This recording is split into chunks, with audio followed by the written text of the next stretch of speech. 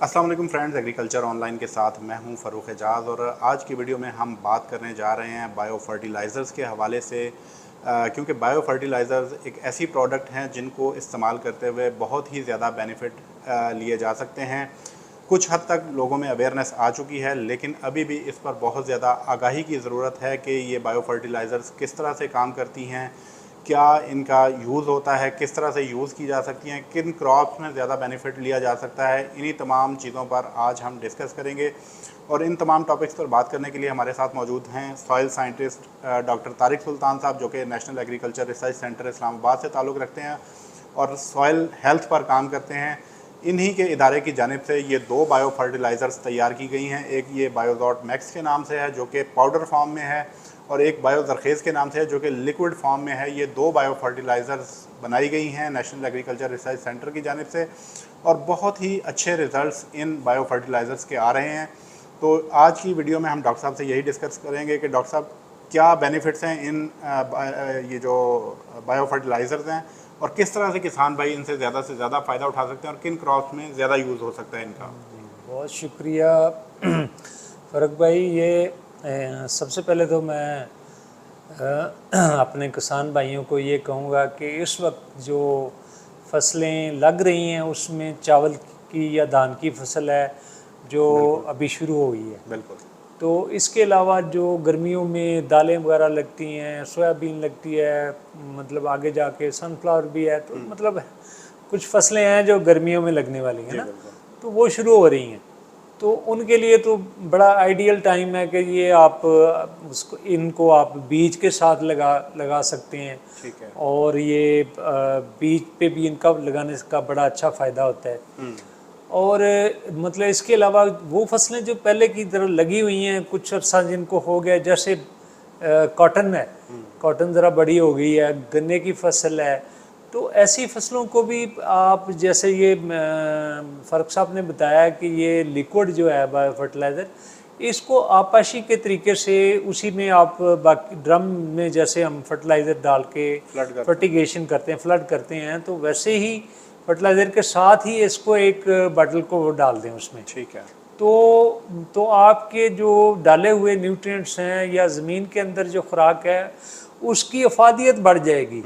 Bio fertiliser ये खुद खाद नहीं है, ठीक है, बल्कि खादों की जो अफादियत है ना, उसकी जो एफिशिएंसी है उसको बढ़ाते हैं। ठीक है। ज़मीन में जो बहुत सारे न्यूट्रिएंट हैं या ऐसी खुराकी अज्जा हैं जो ज़मीन में जम जाते हैं, तो उनको, जैसे फास्फोरस है, जिंक है, मैंगनीज, तो उनको ये वापस लाते हैं। ठीक है। और ये पौधों की जड़ों के ऊपर होते हैं। हमने अपनी ज़मीनों से लेके ये फार्मूलेशन बनाई है, माशाल्लाह बहुत ज़्यादा इफेक्टिव है, और हमारी इन्वायरमेंट के मुताबिक ये बनाई है। ये हर किस्म की गर्मी सर्दी को बर्दाश्त कर लेते हैं। ठीक है। और अगर कोई बाहर के प्रोडक्ट हों तो उनमें यही मसला होता है कि वो यहाँ आके चीज़ जो है ना वो उस तरह से परफॉर्म नहीं करती। हाँ, तो हमारे ये बैक्टीरिया यहाँ के हैं। ठीक है डॉक्टर साहब, इनको यूज़ करने के बारे से अगर बात कर ली जाए, जैसे आपने जिक्र किया कि इस वक्त चावल की सोइंग जारी है, तो चावल में अगर इस्तेमाल करना चाहें हमारे किसान भाई, तो उनके हवाले से बता दीजिएगा कि किसान किस तरह से इसको यूज़ कर सकते हैं। हाँ जी, बड़ा आसान है कि इसको, क्योंकि हम पनीरी लगाते हैं चावल के लिए, धान की फसल के लिए, तो उसके लिए ये है कि आपने खेत के अंदर भी एक कोने में थोड़ा सा पानी खड़ा करके बना बना के उसके अंदर बॉटल एक डाल के ना, ठीक है, या इसके 4 पैकेट डालें, इसकी एक बॉटल डालें, ठीक है, तो दोनों में से एक काम करें। ठीक है, तो बॉटल डाल के पानी को अच्छी तरह हिला के फिर उसके अंदर पनीरी जो गड्डियाँ होती हैं उसमें रख दें। ठीक है, तो ये जड़ों के साथ लग जाता है। ठीक है, या जहाँ पनीरी आप निकाल रहे हैं वहीं पे अगर थोड़ा पानी जमा करके वहाँ पे भी इसको ट्रीट कर सकते हैं। अगर इसके अलावा ट्यूबवेल का वो खड्डा सा होता है ना जहाँ पे पानी होता है, उसमें भी पानी रोक के आप वहाँ पे भी इसको रात को अगर आप वहाँ रख दें, ठीक है, तो रात सारी उसमें रहेगा तो ये बैक्टीरिया लग जाएंगे। यानी कि आप कहते हैं कि 12-1 घंटे तकरीबन इसको डिप रखा जाए, पनीरी डिप रखा जाए ताकि वो अच्छी तरह लग जाए। उसके बाद फिर आपने पनीरी शिफ्ट करा देनी है। अगर तो आप मशीन से लगा रहे हैं, आजकल प्लांटर भी आ गए हैं, तो बहुत आसान है, उसकी ट्रे में डाल दें मैल्यूल को, ठीक है, तो वो लग जाएगा। अच्छा, ठीक है।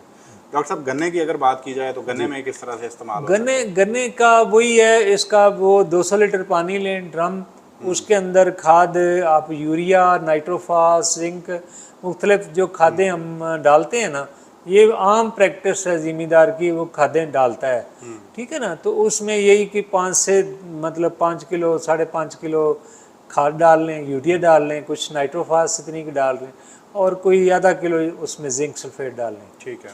तो उसके बाद इसको हल कर लें अच्छे तरीके से, और एक बाटल उसमें ये लिक्विड की डाल के फिर वो आप टूटी खोल दें उसकी, और पानी के ज़रिए ये ना आपकी सारी फसल को ये लग जाएगा। डॉक्टर साहब अब यहाँ पे सवाल ये आता है कि ये फसल को किस किस स्टेज पर जो है वो आप लगा सकते हैं, डाल सकते हैं कि एक तो ये हो गया कि सोइंग के वक्त, हाँ क्या उसके बाद भी ये जी, उसके बाद कोई फसल की जो पहला पानी लगना है उस पर मतलब बड़े अच्छे रिजल्ट आ जाते हैं, दूसरे पानी तक आप लगा सकते हैं। ठीक है। अगर लंबी फसल जैसे शुगर केन की है, गन्ने की फसल है, वो लंबी है, तो उसमें गर्मियों में हम आमतौर पे उसमें उसको हल चलाते हैं या उसको हम गोडी भी करते हैं, और साथ ये भी कर लिया जाए तो बहुत अच्छी फसल हो जाती है। ठीक है।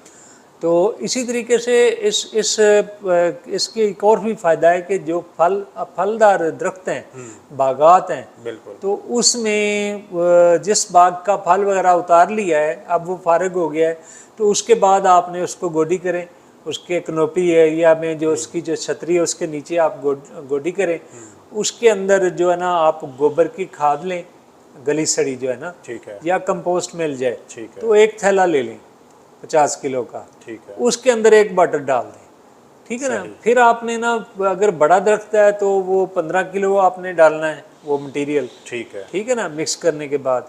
अगर छोटा उससे छोटा पौधा है तो 10 किलो डालें, जब बिल्कुल ही मतलब इतनी हाइट है या मतलब छोटा है पौधा, उसको 5 किलो डालनी, ठीक है, 5 किलो, और उसकी बिल्कुल उसमें जो है ना वो जड़ों में गोडी करके ना मिट्टी में मिक्स कर दें और पानी लगा दें। ठीक तो बहुत अच्छा, उसका बहुत अच्छा, और आपको मज़ा आएगा कि आप पता चलेगा कि पत्ते निकलना शुरू हो जाएंगे, पौधे हरे भरे हो जाएंगे, तो उसका बड़ा अच्छा इफेक्ट आता है। ओवरऑल डॉक्टर साहब ये बायो फर्टिलाइजर्स का यूज़ करने से क्रॉप पे क्या इम्पैक्ट आता है? क्रॉप पे देखें, सबसे पहले तो ये ज़मीन की जो सेहत और जरखेज़ी है उसको बहाल करता है, ठीक है ना।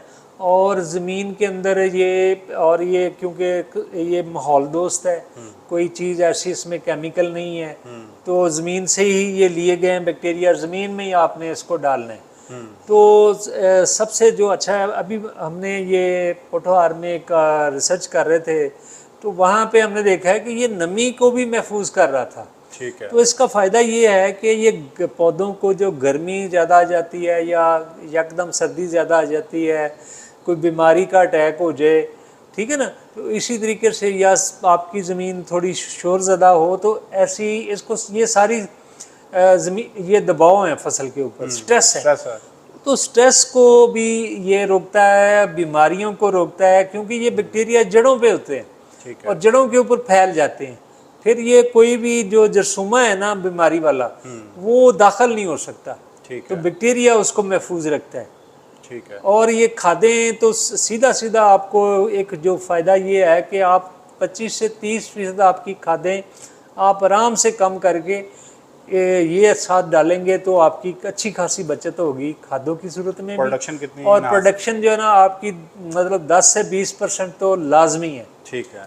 हमने जो जितना भी काम किया है ना वो 15 से 20% आ जाता है आराम से। तो मैं कहता हूँ अगर गंदम में 5-6 बोरियां भी अगर आपकी बढ़ जाएं सिर्फ इससे, तो कोई फ़र्क नहीं, उसमें आपका बहुत कम खर्चे में आपको ज़्यादा फ़ायदा मिलेगा। बिल्कुल जी। डॉक्टर साहब जो है वो किसान भाइयों को किस रेट पे ये अवेलेबल होगी, ये बायोजरखेज और ये बायोजोट मैक्स? ये जैसे बायोजोट मैक्स जो है ना 550 इसकी प्राइस है। ठीक है। और ये जो लिक्विड है ना इसकी अपना 1250 फी बॉटल। और ये 1 एकड़ के लिए है जी, ये 1 एकड़ के लिए मतलब 30 किलो अगर बीज है ना तो 1 पैकेट इस्तेमाल करना है। ठीक है। 30 किलो से ज़्यादा अगर बीज हो जाए तो फिर 2 पैकेट इस्तेमाल करने हैं। और बॉटल जो है ना वो जैसे मैंने बताया कि वो बीज को गीला करना है। ठीक है। जहाँ भी बीज गीला हो जाए तो उतनी मिकदार काफ़ी है। ठीक है। ठीक है ना। तो उससे ज़्यादा अगर सीड है तो फिर ये 1 से ज़्यादा एकड़ भी इस्तेमाल कर सकते हैं, कोई मसला नहीं है। ठीक है। हाँ। बहुत शुक्रिया डॉक्टर साहब ने डिटेल के साथ बताया कि बायो फर्टिलाइज़र्स किस तरह से काम करती हैं और किसान को किस तरह से बेनिफिट पहुंचा सकती हैं, उनकी फसल को किस तरह से इन्हांस कर सकती हैं, जो ज़मीन में जम जाने वाली खादें हैं उनको उनकी क्रॉप के लिए किस तरह से अवेलेबल कर सकती हैं। अगर आप ये बायो फर्टिलाइज़र हासिल करना चाहते हैं तो स्क्रीन पर आपके साथ नंबर भी शेयर कर दिया जाएगा, आप वहाँ से ऑर्डर भी कर सकते हैं। मज़ीद भी अगर आपके कोई क्वेश्चन हों बायो फर्टिलाइज़र्स के इस्तेमाल के हवाले से या इनके किसी भी किस्म के कोई भी सवाल हो तो आप कमेंट सेक्शन में पूछ सकते हैं। हम कोशिश करेंगे कि डॉक्टर साहब से उन सवालों के जवाब लेकर आपको आगाह किया जा सके। नेक्स्ट वीडियो तक के लिए हमें इजाज़त दीजिए। अल्लाह हाफ़िज़।